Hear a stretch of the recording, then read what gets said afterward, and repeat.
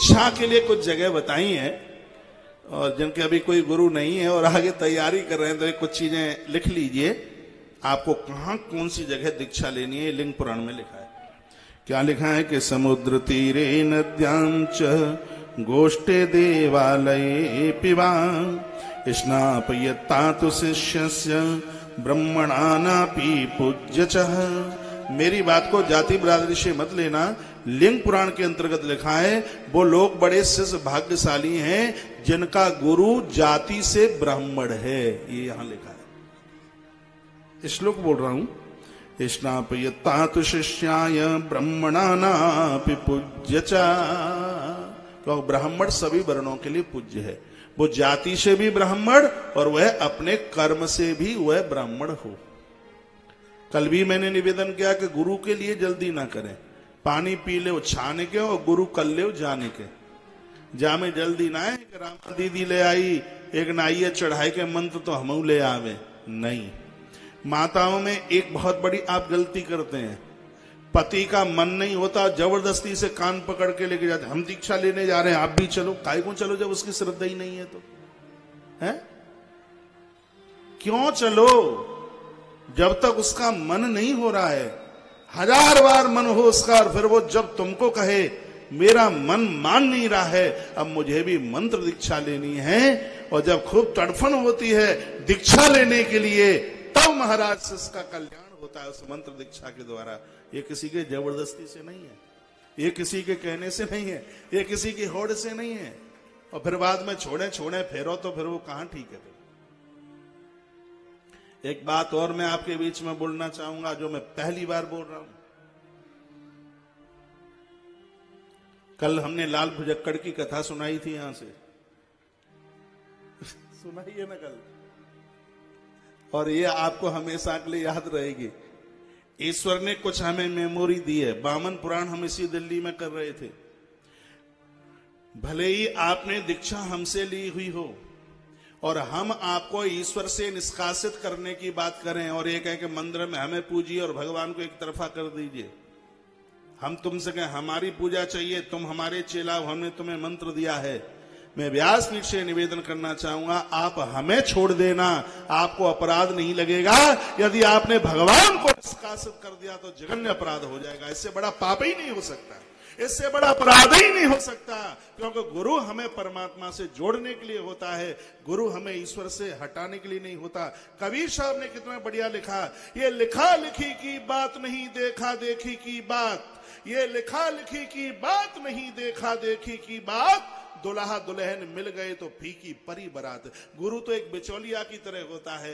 जब भामरें पड़ जाती हैं, जयमाला का प्रसंग हो जाता है, गुरु एक तरफा हो जाता है और बराती लोग लडुआ खा करके चले जाते हैं। अरे जब भक्त को भगवान के भजन में आनंद आ रहा है, हे गुरुओं तुम एक तरफा हो जाओ, तुम ज्यादा माला पहनने के चक्कर में न रहो, उस भक्त को भगवान के भजन में आनंद लेने दीजिए। तुम काय को मुंह चटका रहे हो, काय को मुंह मटका रहे हो, तुम काय को मुंह फुलाए हो। अरे तुम्हारा काम यही था कि भक्त को भगवान से जोड़ दीजिए, भक्त को भगवान से अलग मत कीजिए, नहीं तो गुरु घंटाला हो जाएगा। फिर ये गुरु घंटाले की कथा थी।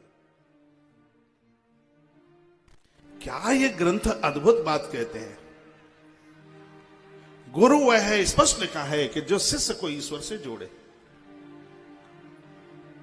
ईश्वर से अलग नहीं करता, ईश्वर से जोड़ता है।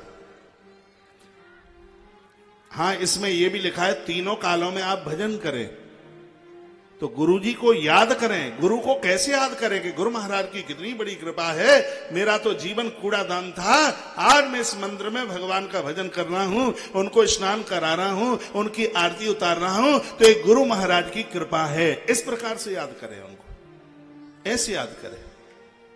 इसका अर्थ यह नहीं है कि आप ईश्वर को एक तरफा अलग कर दें, दूर कर दें, तो फिर दीक्षा लेने की जरूरत क्या थी।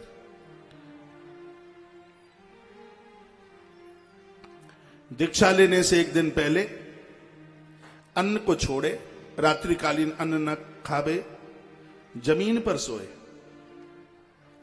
पहले शिष्यत्व को, शिष्य शब्द से बना है, जैसे बच्चे के अंदर बिल्कुल बचपना होता है, सीधापन होता है, इस देहली पर वो अकड़ और ऐंठ के साथ ना जावे, सरल बन करके जावे।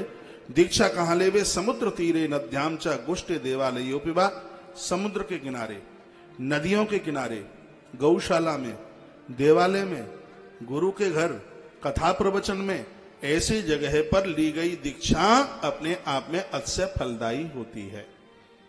इस श्लोक में ये बात लिखी है। सुचौ देशे ग्रहे वापी काले सिद्ध करे तिथौ, नक्षत्रे शुभ योगे च सर्वदा दोष वर्जिताई। इसके लिए भी मुहूर्तों का वर्णन किया गया है। एकादशी है, गुरुवार है, पूर्णमासी है, द्वादशी है, संक्रांति है, ऐसे कुछ दिव्य मुहूर्तों का वर्णन किया गया है। ऐसे समय पर ये दीक्षा ली जाए। गुरु से मंत्र और ज्ञान प्राप्त कर शिष्य को संकल्प के सहित उसका नित्य जप करना चाहिए। दीक्षा न लेने पर उतना अपराध नहीं है जितना कि दीक्षा लेने के बाद फिर जप न किया जाए, अपने आप को न बदला जाए, तब जितना अपराध। एकादशी का व्रत करने पर उतना अपराध नहीं है। मैं आपको डरा नहीं रहा हूं। जिन्होंने व्रत शुरू करने के बाद व्रत भंग करके जो अन्न खाते हैं, तब जितना अपराध है। और मैं ये निवेदन करना चाहूंगा कि मनुष्य शरीर का सबसे बड़ा प्रमुख धर्म है किसी महापुरुष के संग जुड़कर और भगवान का नाम लेना शुरू कर। इससे बड़ा आनंद ही नहीं हो सकता कोई।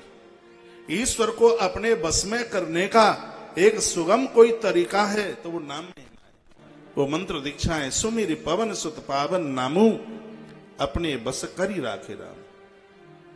हनुमान जी भी त्रियोदशाक्षरी मंत्र जपते हैं, जिसके प्रभाव से हनुमान जी ने राम जी को अपना बना लिया।